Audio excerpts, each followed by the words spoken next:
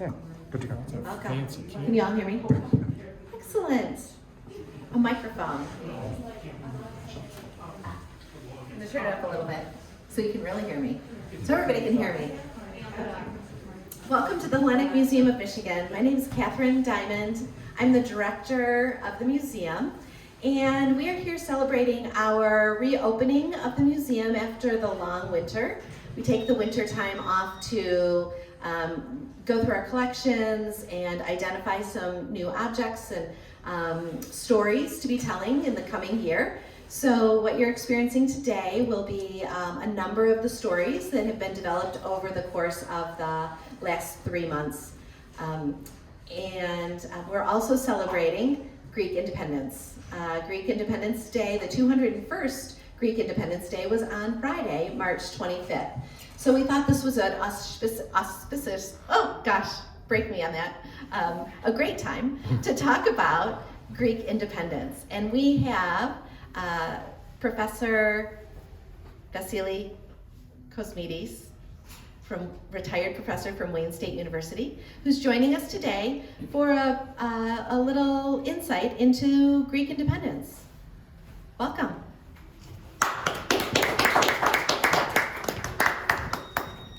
Watch the drop there. Yeah. Do I need this? If you need It's up to you. It's up to you.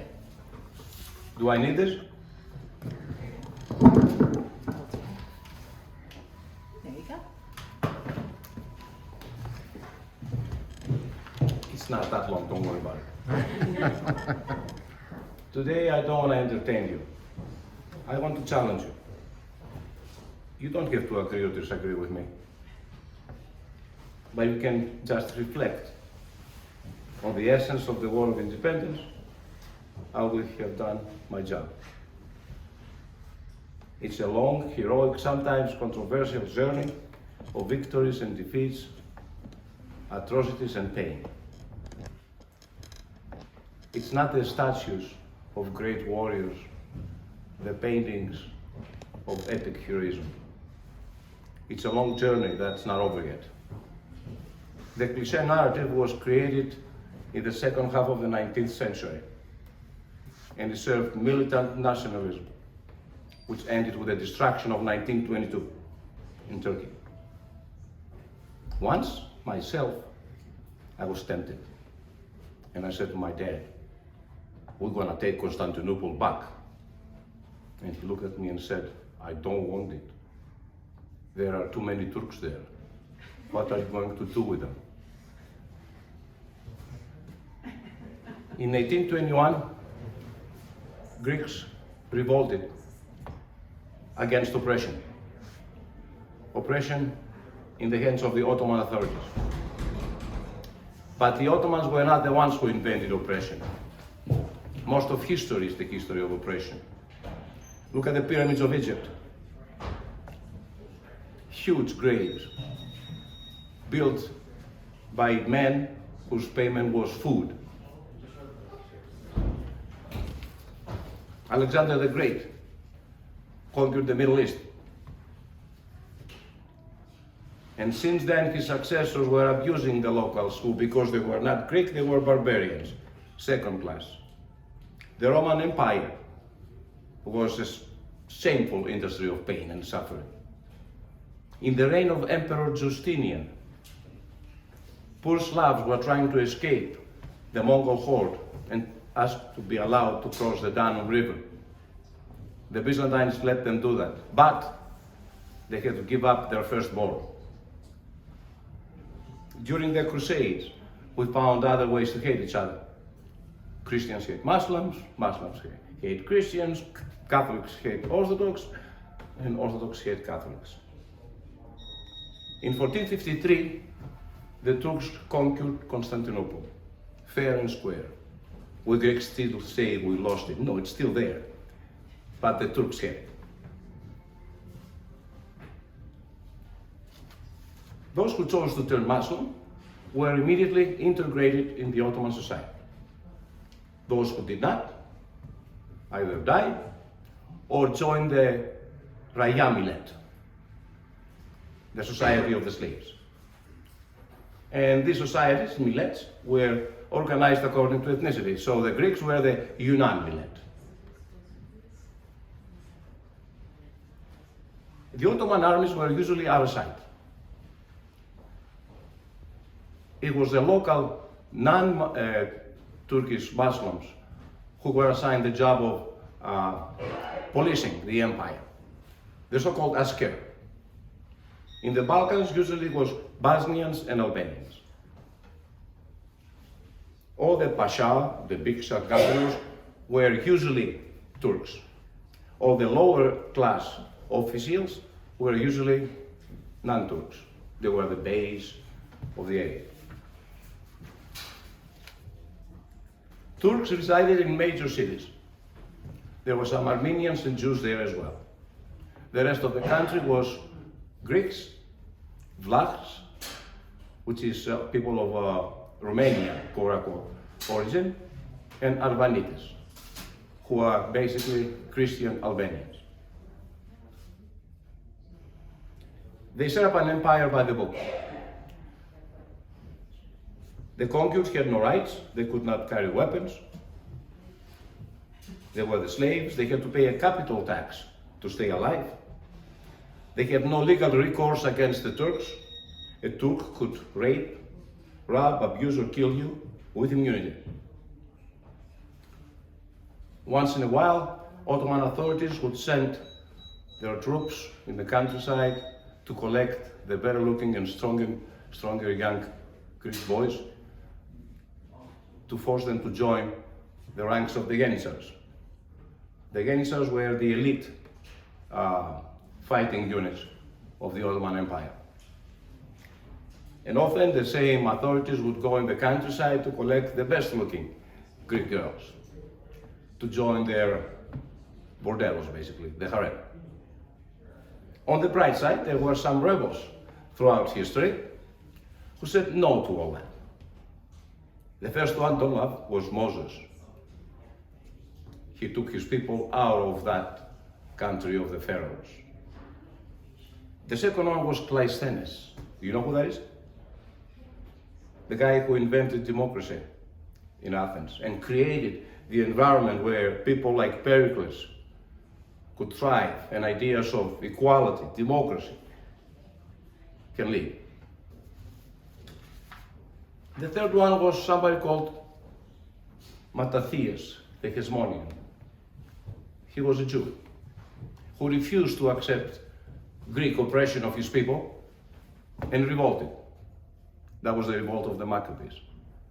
The last one was a guy that you know, Jesus. He said, love each other. And he was crucified for that. 17 centuries later, 17, a couple of guys in this country wrote a document starting, we hold these truths to be self-evident that all men are created equal. Self-evident? Equal? Oh my God.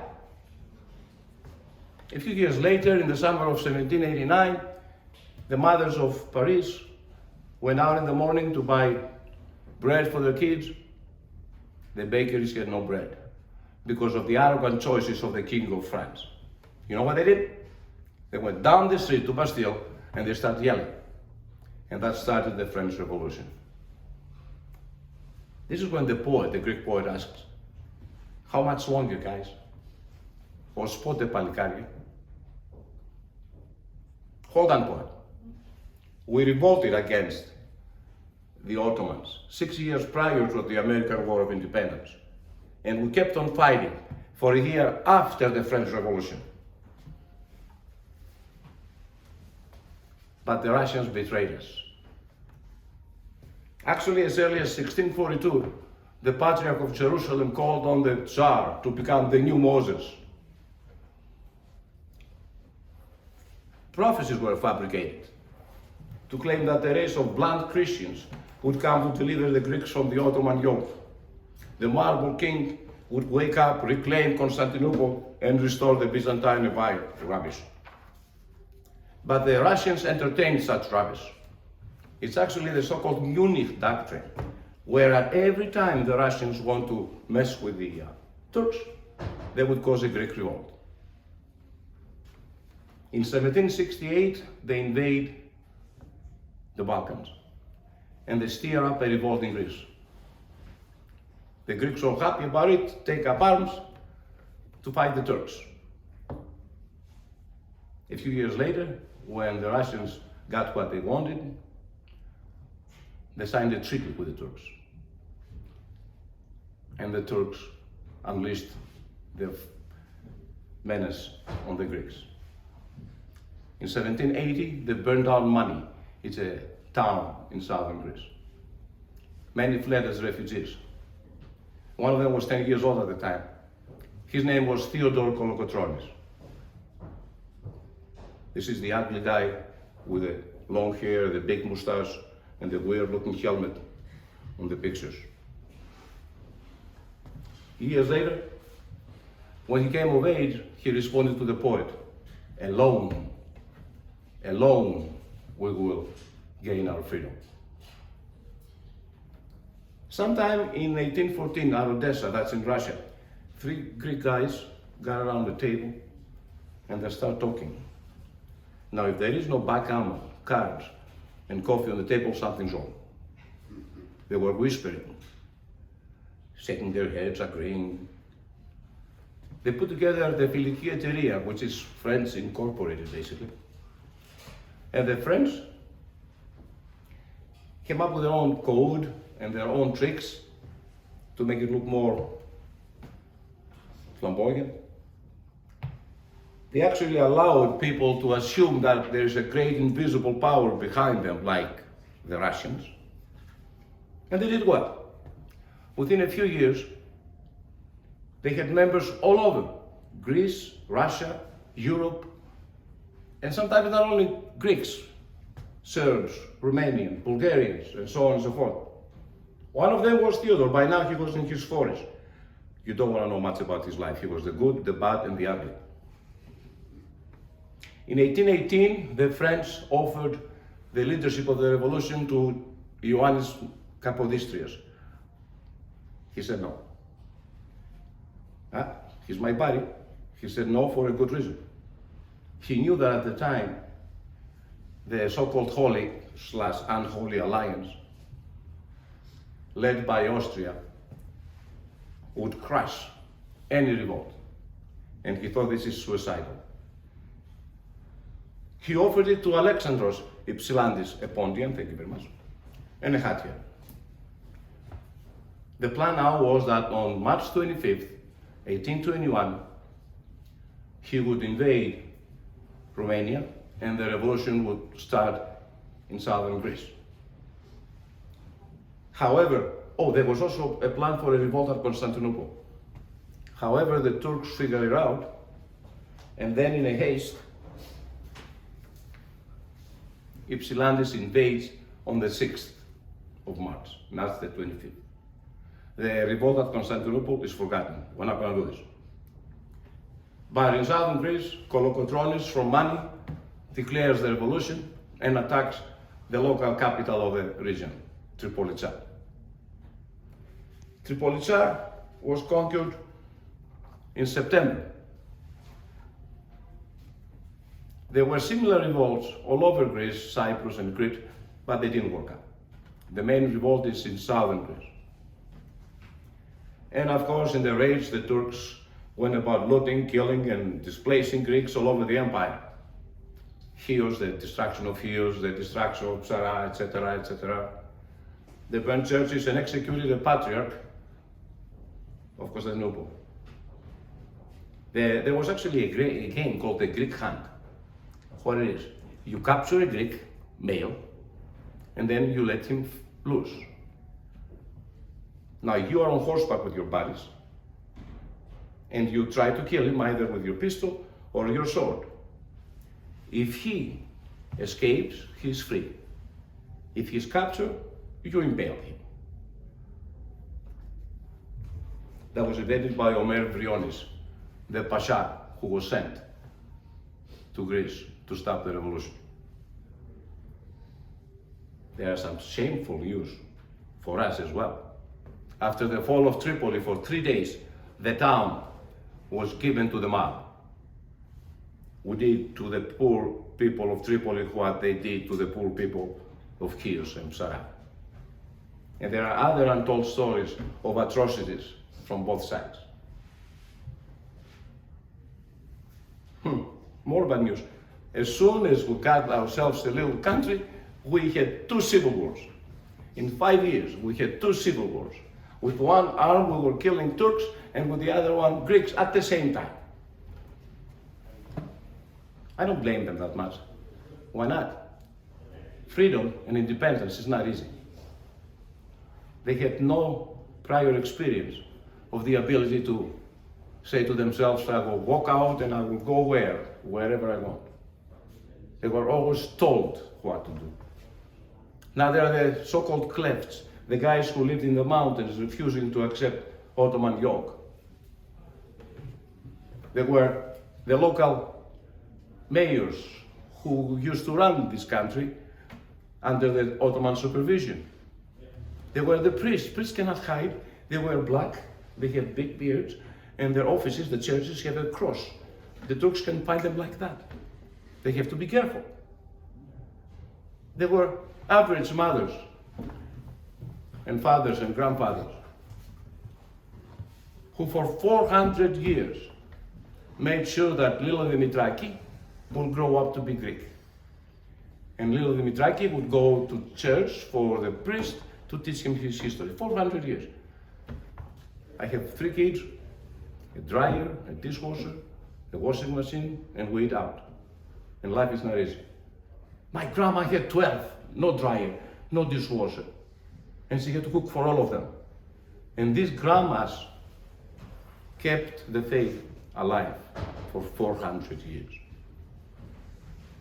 I'm asking you, how many of you think that your great-grandson will come to that museum for a lecture on 1821? And these people managed to do that for 400 years. These are the true heroes. They were the educated Greeks because they have a PhD or something, and they know everything. There were the rich Greeks from Fanari, that's in Constantinople, who thought of government as business, and it was their business. And then there were the klefts, the mountain people, who want something more inclusive. 2 civil wars. More bad news. In his desperation, the Ottoman Empire asked for the help of Egypt. If the Egyptians would help them, they could have Crete. So the Egyptians said, okay. They sent Ibrahim, the son of the big shot down in Egypt, who did his job very well, destroyed just about everything, Messolongi and all that. That's when the Europeans said, stop.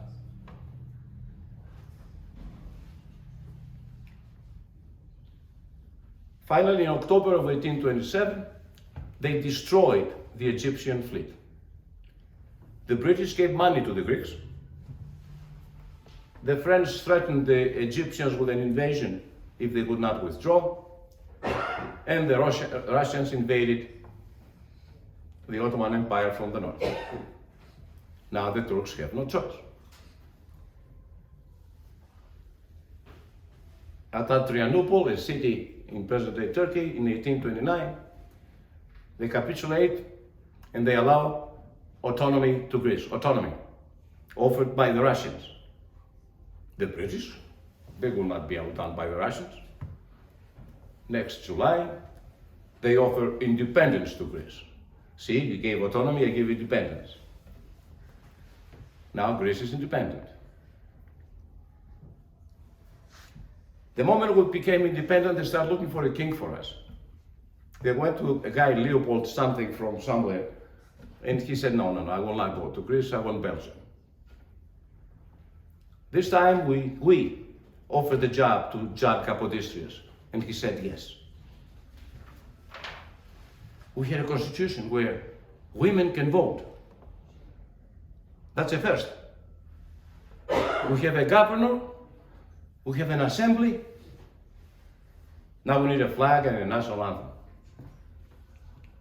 The flag, at the time, every single mom at home was coming up with a design of a flag or something. The one that worked is the standard one with a blue and white cross and the 9 stripes, which people say are the syllables of the Greek motto, freedom or death. The national anthem was created by a guy called Dionysios Solomos. It's about liberty. It's not the American lighthouse kind of liberty, or the prima donna, the French liberty. This liberty is angry. She's out to kill. Just like my grandma. She holds a sharp sword. A few years later, we got music for the national anthem by Nikolaos Mantzaros. If you sing it fast enough, it looks a little bit like a march, but it's not. It's a waltz. Σε γνωρίζω από, right? Which was a very romantic choice of music. We have a country just about half the size of Michigan. A flag and a cross and a governor and blah blah. We're good. Nope.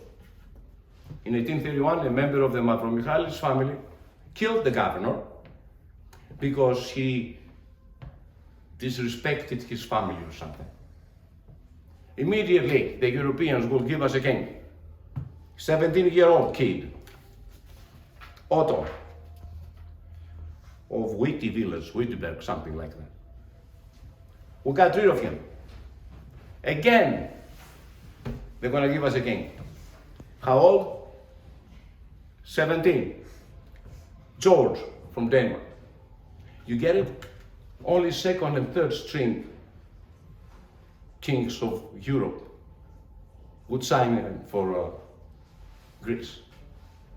Nobody wanted to play in Greece. The good news is that he came with his own brewmaster, Fix. So drink Fix, estate 1864.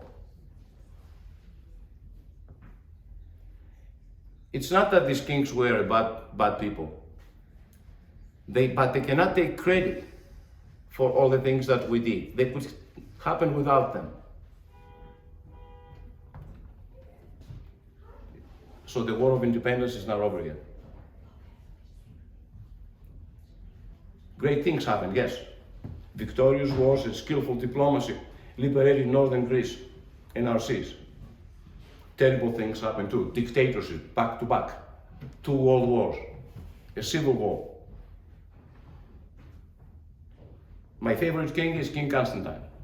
1967, refuses to join the dictators and abdicates. 1974, democracy is restored in Greece. You know how democracy looks like? My grandma got the right to vote. So on Sunday, she put on her Sunday clothes as if she's going to church, and she went to vote. My dad wanted her to vote for Karamanlis, but said, no, I'll vote for Venizelos. That's freedom. Venizelos lost, Karamanlis won. But grandma got sewage, electricity, you know, those phones. That's equality.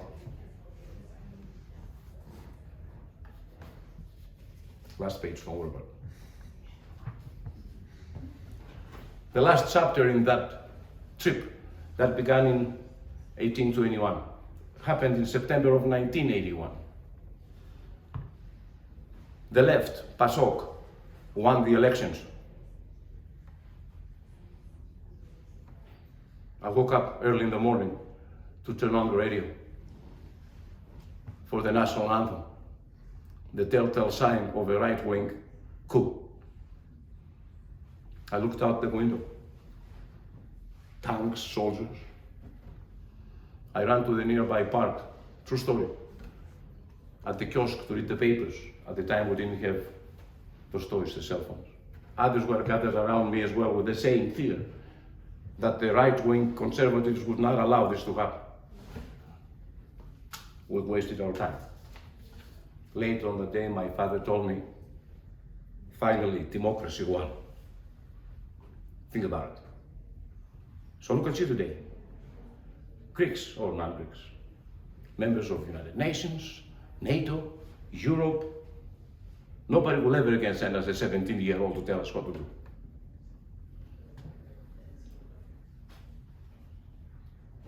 But in no way I suggest we change our national anthem. I like it the way it is because independence is not guaranteed. Now go home, take care of your families, honor your elders, educate your kids, send them to Sunday and Greek school, Hellenic school. They need to know. Listen to your principal. Get involved in community organizations like HEPA, Goya, etc., etc., etc. Stay involved in your American community. We are not Raya slaves anymore. We are citizens of the most remarkable countries on earth. United States and European Union. We are not anymore the Yunan millet. And I dare say we're not Jim and Bill and Joanna. We are Dimitris, Vasilis, and Ioanna. Thank you.